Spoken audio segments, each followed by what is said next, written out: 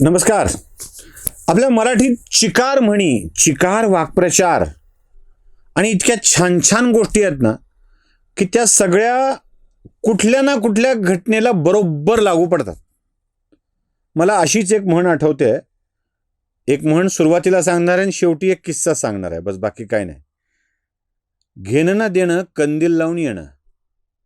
आता आपला काय संबंध नाही, जिथं जायचंय तिथं कोणी बोलविल नाही. बरं, तिथं जाऊन आपल्याला काय फारसा दिवा लावता येणार आहे ही स्थिती नाही, काही कारण नाही. म्हणजे का आलास असं लोक विचारतील अशी स्थिती. काही लोकांना सवय असते, आपलंच रॉकेल कंदिलात घालतील, वाद चांगली करून घेतील आणि गरज नसताना रात्रीच्या अंधारात कंदील लावून जातील. याला म्हणायचं घेणं ना देणं कंदील लावून येणं. आता हा कंदील लावून येण्याचा प्रकार कोण करताय? दुसरं कोण, आपले पृथ्वीराज बाबा चव्हाण. बाबांचं काय झालंय, राजकारणातील उपयोगिता संपलेली आहे. मग जेव्हा उपयोगिता संपते तेव्हा उपद्रव शक्ती वापरता येते का याचा ते विचार करतात. बाबांनी अशा भविष्यवाण्या किती वर्तवल्यात तुम्हाला माहिती आहे ना. म्हणजे ते मोदींचं राज्य जाणार आहे, लवकरच नेतृत्वात बदल होणार आहे. जानेवारी, फेब्रुवारी, मार्च, एप्रिल गेला, मे गेला, जून गेला, जुलै संपत आला, अजून मोदी खोट्ट्याला खोट्टा बनून उभा आहे तिथे. पण बाबा भविष्यवाणी वर्तवायचं कमी करत नाहीत. आपलं रॉकेल, आपलीच वात, आपलीच काडी पेटवायला कंदील घेऊन आपल्याच पायानी चालत चालत जायचं आणि थोबाड फोडून घ्यायचं, नको तिथे नाक घालून खुपसून. ही सवय बाबांना लागली की काय असा प्रश्न आहे. भविष्यवाणी वर्तवल्यामुळं बाबा असं नाव त्यांना माहिती आहे का. ते दख्खनचे कवी तुम्हाला माहिती आहेत का? दख्खनी शायरी करतात ते. बिच्छू का मंत्र मालूम नहीं और सांप के बिल में उंगलियां करते, नहीं बोले तो सुनते नहीं. ते आपल्याला विंचवाचा उतरवायचा मंत्र माहित नाही आणि सापाच्या बिळात कुठे बोट करायला चालले. साप डसणार आहे, साप डसणार आहे. यांच्या मनात इतक्या भावना असतात, इतक्या कल्पना असतात की त्या कल्पना व्यक्त करता करता त्यांना दिवस पुरत नाहीत. मला ती दखनी शायरीच आठवली. मैंने पूछा समधी से क्या समधन फिर उम्मीद से है. म्हणजे पुन्हा एकदा काही डिलिव्हर होणार आहे का. मैंने पूछा समधी से क्या समधन फिर उम्मीद से है, शर्मा के बस बोले इतना, नहीं बोले तो सुनते नहीं. अशी अवस्था पृथ्वीराज चव्हाणांची झालेली आहे. अशी अवस्था झालेली आहे. गरज नसताना तोंड घातलं. म्हणजे उद्धव ठाकरेची पार्टी फुटली तर फुटली, कशाला खपल्या काढायच्या उद्धव ठाकरेच्या जखमेवरच्या. त्यांनी सांगितलं की उद्धव ठाकरेंची अवस्था वाईट झाली आहे. बरं, तशीच अवस्था शरद पवारांची होणार आहे. शरद पवारांच्या पक्षातले लोक नाराज आहेत, अस्वस्थ आहेत, चिंताजनक खबर आहे वगैरे वगैरे. जरा ऐका ना, चिंताजनक खबर ही आहे की असं म्हणून सांगितलं. पण एक चिंताजनक खबर निश्चित आहे की त्यांचे 5 ते 6 खासदार अस्वस्थ आहेत. काय करतील माहित नाही.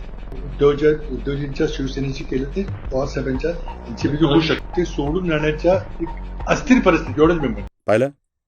म्हणजे शरद पवारांचे 5-6 आमदार अस्वस्थ आहेत असं यांना दिसलं. खासदार कुठे गेले ते बघायला मला नाही माहीत. यांना हे दाखवायला कुठं आले होते का हे बघायला गेले होते मला नाही माहीत, त्यांनाच माहीत असेल. आणि त्यांच्यामध्ये आता सोडून जाण्याची मानसिकता आली आहे असं बाबांचं म्हणणं आहे. सोबत पुन्हा फोडणी लावायला जे उद्धव सोबत घडलं तेच शरद पवारांच्या सोबत करण्याचे प्रयत्न चाललेले आहेत. कुणाचे? भाजपचे. फुटणार पार्टी शरद पवारांची, फोडणार भाजप. कुणाला मिळणार यांना माहीत नाही. आणि हे उगाचच घेणं ना देणं कंदील लावून येणं सांगायला गेले, गरज नसताना सांगायला गेले. आमच्या लहानपणी मोठी माणसं सांगायची, ऐसी जगह बैठ कोई न बोले उठ, ऐसी बात बोल कोई न बोले झूठ. अशा जागी बसावं ना की उठ रे असं कोणी म्हणायची वेळ येऊ नये. आणि आपण बोललोय ते खोटं ठरायची वेळ येऊ नये. पृथ्वीराज चव्हाणांसारख्या जबाबदार माणसावरती असं तोंडघशी पडण्याची वेळ येते ना, मग पृथ्वीराज चव्हाणांना त्या तर सुप्रिया सुळे आहेत, त्या सोडत नसतात कुणाला बोलायला, अजिबात सोडत नसतात. त्यांनी खाटकन पृथ्वीराज चव्हाणांना उत्तर देऊन टाकलं. काय दिलं ऐका. लोक काय बोलतात बाहेरचे लोक, आम्ही काँग्रेसबद्दल बोलतो का? आम्ही काँग्रेसबद्दल जेवढं मी काँग्रेसला डिफेंड करते तेवढी काँग्रेसही हा संसदेत डिफेंड करत नसेल एवढी मी, कारण का मी मित्र पक्षाच्या नात्याचा मी नेहमीच त्या चौकटीतच माझी भाषणं केलेली. त्याच्यामुळे त्यांना कोण भेटलं, आता पृथ्वीराज बाबा या देशाचे महत्त्वाचे, राज्याचे महत्त्वाचे नेते आहेत, त्यांना आमच्या 8 पैकी कोणीच भेटलेलं नाही आहे. तुम्ही विचारू शकता प्रत्येकाला, त्यातले एक इथेच उभे आणि बाकीच्यांनाही फोन करून विचारू शकता की बाबा त्यांना कोण भेटलंय, त्यांनाही कुठे भाती भेटली आहे ही आम्हाला माहिती नाही. पण आम्ही 8ही खासदारांचा पृथ्वीराज बाबांचा कुठलाही संपर्क झाला असेल तर माझाच झाला आहे. पाहिलं, याला म्हणतात तोंड फोडून घेणं. बाबा, आपल्या पार्टीचे दिवस सध्या चर्चेत राहण्याचे पण नाही आहेत. काय करणार तुम्ही, तरी काय करणार त्याला? दोष तुमचा नाही आहे, दोष तुमच्या नेत्याचा आहे. तुम्ही नेता असा निवडलाय की त्याला घेऊन गांभीर्यानं चर्चा सुद्धा होत नाही. 100 निवडणुका हरलाय एकतर बाबा, आणि दुसरी गोष्ट कोणत्याच विषयात तो गंभीर वाटत नाही. मग आपला नेता गंभीर वाटावा, पार्टीची चर्चा व्हावी, यासाठी काही चांगल्या गोष्टी करणं आवश्यक आहे. तिथे बघा, ते नको म्हणून लोक निघून चाललेत.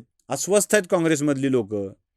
स्वस्थ कोण आहेत? 1, 2, 4 ठरलेले ते ज्याच्या मागं आता आसामचे मुख्यमंत्री लागले ते एक, त्या बाई एक, श्रीनेथ, त्या एक स्वस्थ आहेत. त्यांना वाटतं की पार्टीचं बेस्ट चाललंय. या खुशमस्करांना घेऊन वावरणारा तुमचा नेता तुम्हाला मानाचं पान देत नाही किंवा तुम्हाला पार्टी नीट करण्याची संधी देत नाही.